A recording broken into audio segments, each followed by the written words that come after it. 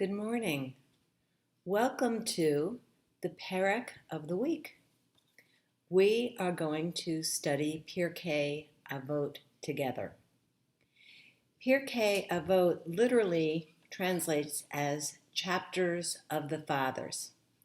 It's a section of the Mishnah, which is the first part of the Talmud, and Pirke Avot is a collection of 6 chapters of ethical aphorisms, teachings reflecting wise guidance from approximately the year 200 BCE through 200 CE.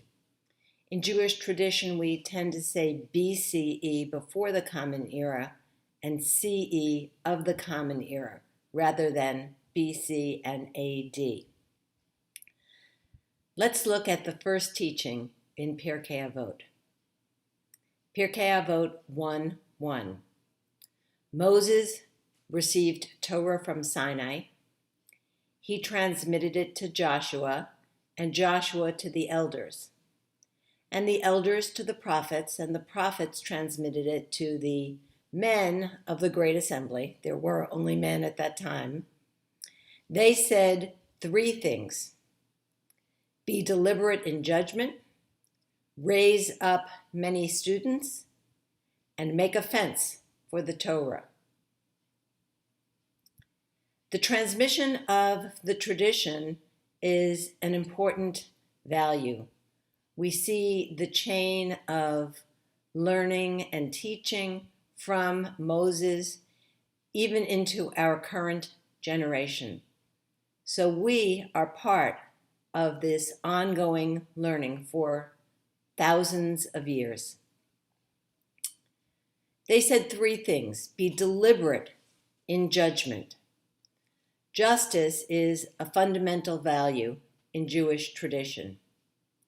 Justice cannot be rushed. This teaching was addressed to actual judges, and yet it is also a warning to us who may not be serving as judges in court, but warning us to cultivate patience and kindness and humility, to not always assume that we know what the right judgment is. We also need to be deliberate when we judge ourselves and be honest about our own frailties. Raise up many students. The rabbis were, of course, concerned about ongoing Jewish learning. Teachers and students sharpen each other's thinking. The more students we have, the more opportunity for the tradition to survive and to thrive.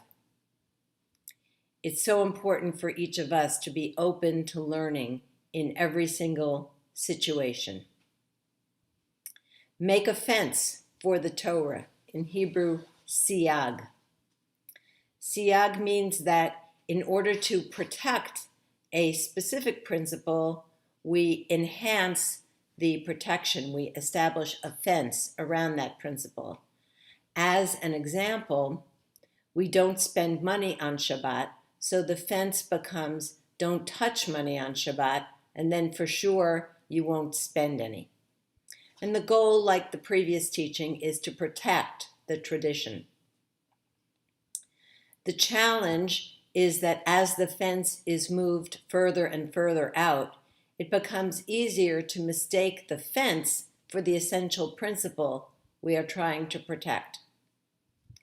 The Reform Jewish critique of orthodoxy is mistaking the fence for the essence.